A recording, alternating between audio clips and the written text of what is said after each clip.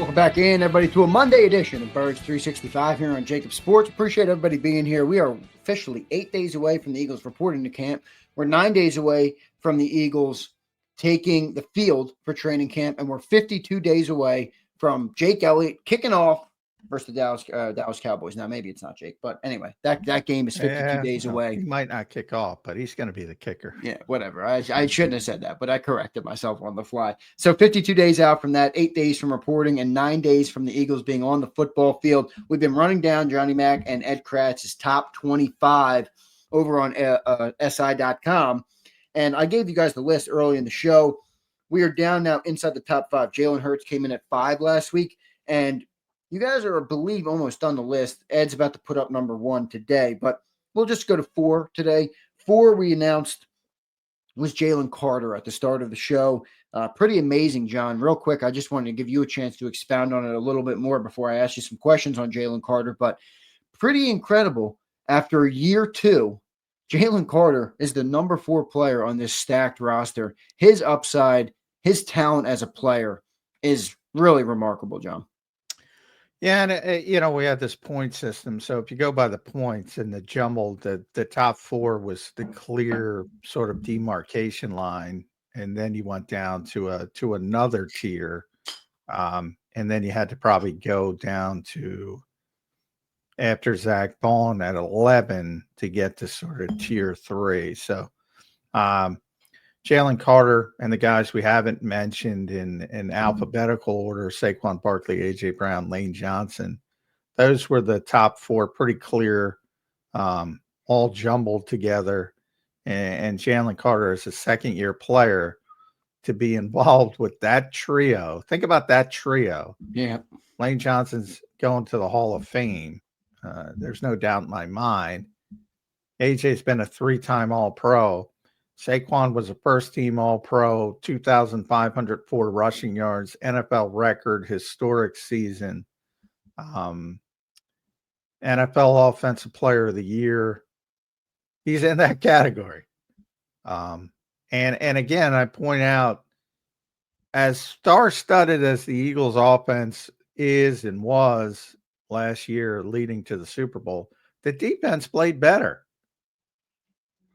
And my biggest problem with my own list is how low Zach Bond was on it. Yeah, that's my biggest problem with your list. And then Jalen Carter, for all the talk, and you can debate, Jalen Carter's the most talented player on the number 1 defense in the NFL. That's what he is. And Zach Bond was the best player on the NFL's number 1 defense. And that's why I think he shouldn't have been as low as he was. But and that's last year. We're moving forward. Clearly, he's only ascending. As I mentioned, Jeremiah Trotter Sr. said, he doesn't even know what he's doing. And Vic kind of agreed with that. So there's still plenty to learn from a technique and a fundamental standpoint and understanding of the defense. And he's already, speaking about Fowler's quarterback rankings, well, defensive tackles, it was Dexter Lawrence, Chris Jones, and Jalen Carter. So from the league's perspective, he's already number 3, and he doesn't even know how to fully play the position. I think that should best explain his upside. The upside is just amazing, and obviously does best explain the upside there. How much do you think his role changes this year, or changes, shifts, modifies? Like, what do you think? Do you think it looks a lot of the same? He played ridiculous percentage of the snaps last year, by the way. I don't think that changes, but can you ride him like that? I don't know. How much do you think the use of Carter changes this year, if at all? Well, he played more snaps than anybody else defensively. Now, part of that was the Eagles played deep they played 4 games in the playoffs, so they were playing more games than most people. I think they want to actually play him a little bit less, to be honest. Yeah, well, there were some games that he played almost 100% of the snaps, right? I mean, you probably, but that depends on the other guys, as Vic always says. How effective remember, you're trying to replace Milton Williams. So how effective are Jordan Davis going to be with elevated snaps? Moro Ajomo? Can Ty Robinson get on the field and be effective early? Can Thomas Booker be on the field if Ty Robinson's not ready to go? even Byron Young I brought up. You know, a lot of that is dependent on the other guys, but yeah, I would think if anything, they want him to play less. But we went through this for many years with Fletcher Cox. I mean, everybody would say we can't play him as much. And when you get in the game, you don't want to take him off the field in key situations. So that's dependent on other things and other people developing. But he played 1,067 defensive snaps, and number 2 was Zach Allen of Denver, who played 1,031. That's it. Those are the only 2 interior defensive linemen that went over 1,000 snaps. Now, again, that includes the playoffs for Jalen, so that's significant, 4 games, but that is a lot of wear and tear, even on. And Vic said he's a young pup, he can handle it. And he's probably right, but at some point you turn into a middle-aged pup from an NFL perspective, and that'll be 4 or 5 years in. So you probably want to lighten that load a little bit, but that depends on the other guys. How much does this Fangio system unlock or, help Jalen Carter thrive in what he does best? I don't think defensive line play is very system based, to be honest. I mean, you can play it, and Vic's is more gap and a half. You play one gap aggressive Jim Sports or 2 gap generally, which is more read and react. I do remember Fletcher having the issue, remember? Yeah, I'm sure Yeah. you remember that. Yeah. Well, and that's the difference between 1 gap and a 2 gap, and Vic calls it 1.5 gap. And the Eagles are more read and react. That probably limits him from a fan perspective more than anything else, because they're going to be focused on sacks and splash plays, and it's easier to make splash plays in a 1 gap scheme. So it probably limits them a little bit. But again, the Eagles are focused on winning games. I think if you have the number 1 defense, I think that's more important than having 12 sacks. Now, some people will disagree with me, believe it or not. But obviously he didn't have big sack numbers. That's partially because he's in more of a read and react system versus an aggressive system. Yeah, which I don't think is a big deal. John, do you think he takes another step forward in terms of leadership?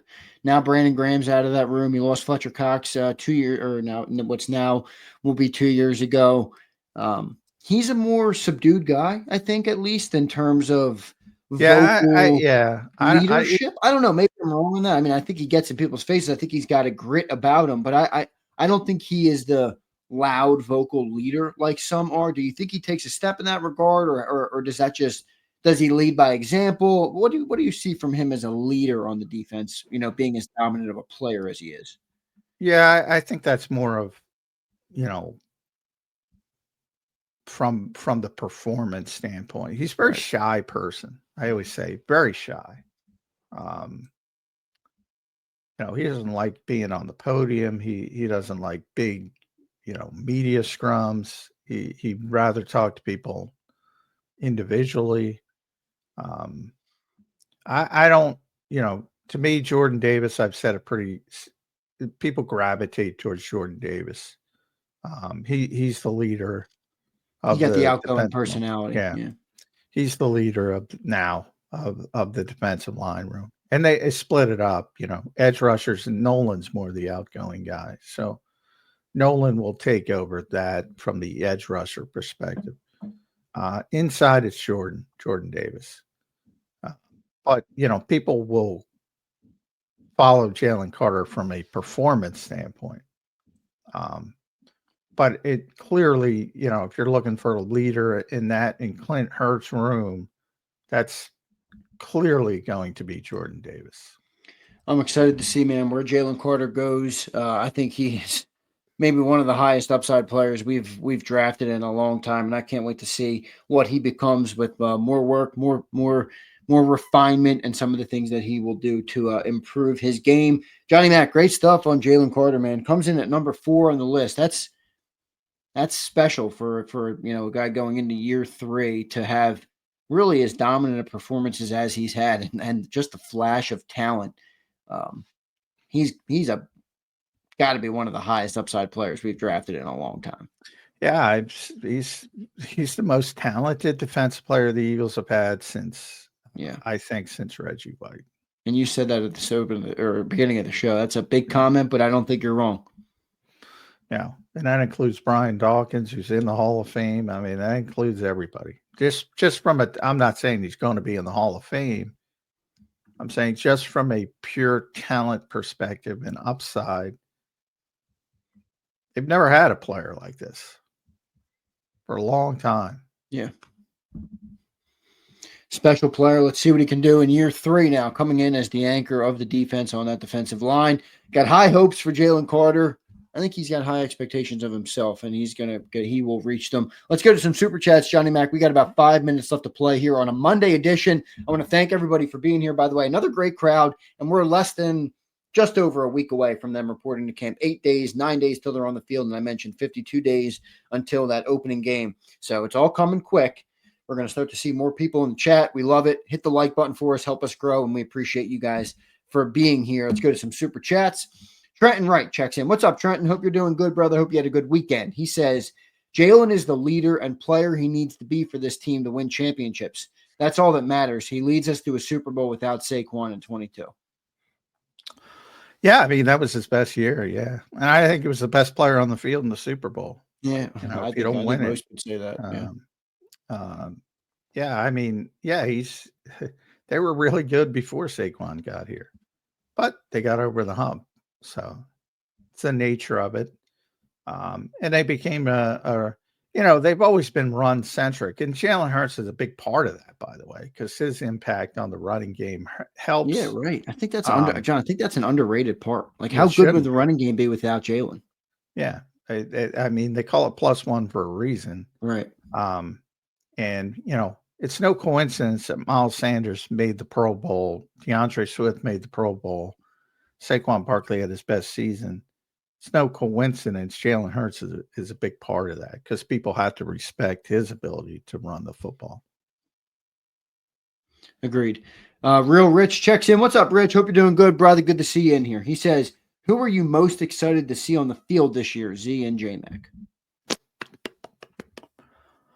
Probably Kaylee Ringo for me. Okay, Kaylee Ringo. That's a good one.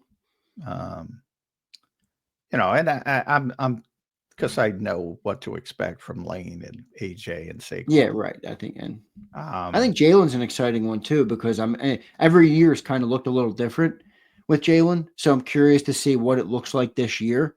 So I'm excited for that. I'm excited for Cooper DeJean because where does he go from?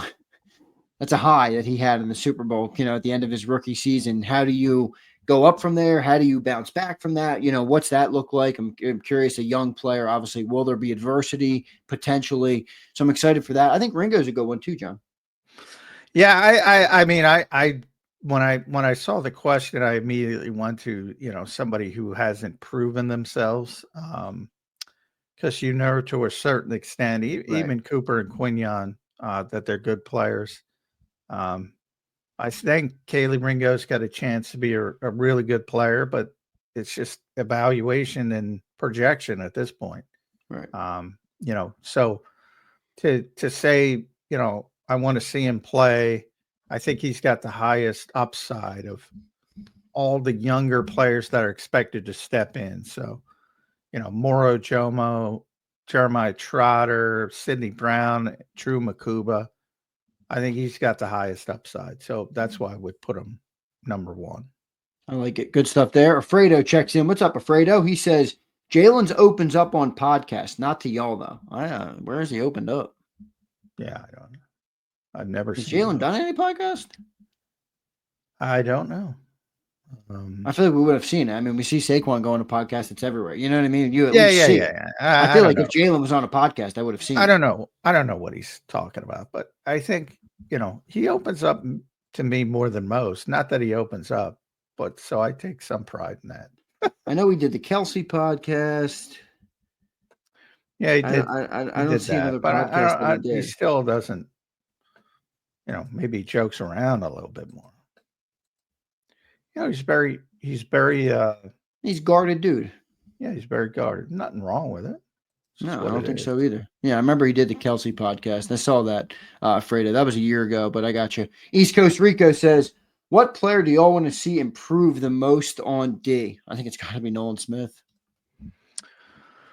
Yeah, I mean, I think Nolan's one of the most important players on the team. So yeah, I mean, think about it. If he doesn't improve, he's got to produce. If he doesn't produce, the Eagles are in deep shit on the edge. If he doesn't produce, I mean, they got problems. If he doesn't produce, so I mean, if I were doing a most important list, he'd be in my top 5 because he's got to produce. And I'm talking high level for 17 games and into the playoffs. Got to. So, yeah, I'm all on Nolan Smith bandwagon. He's very important to this team. Very no doubt about it. East Coast, thank you for the super chat. Thanks, everybody, for the super chats today. Dirty Air, appreciate you, brother. We read yours with Jeff Kerr. Rich, thanks for being a member for 3 months, member for 10 months, Dirty Air. And Trenton, Alfredo, and East Coast Rico. We appreciate you guys as well. Everybody in the chat, good to have all you guys in here today. Hit that like button on the way out. Johnny Mac, your final thoughts. 8 days from the Eagles reporting, 9 days from practice, brother. Get the honey-do list out and start knocking them off, J Mac, because the season is here, brother. Oh boy, you just depressed me because as soon as I leave here on air, we live a beautiful life, John. Come on. That's true. Week away, osmosis. At some point, we'll have the schedule. By the way, you mentioned the practices will be in the morning, so we'll be doing night shows. I mean, that's just the nature of it. But they'll have walkthrough days, but we'll be here at 8 in the morning. So I guess the schedule will be. It'll be a little bit different. As Jeff pointed out, I don't have the schedule yet, so I can't tell you, but it'll be a little bit different. Good stuff there. Johnny Mac, great show today, brother. We'll catch you tomorrow morning on a Tuesday edition of Birds 365. Great show today, my friend. We'll talk to you tomorrow. All right, thanks all. All right, there's Johnny Mac, J Mac, John McMullen. Follow him on X at JF McMullen, and a great show today. Great stuff from Jeff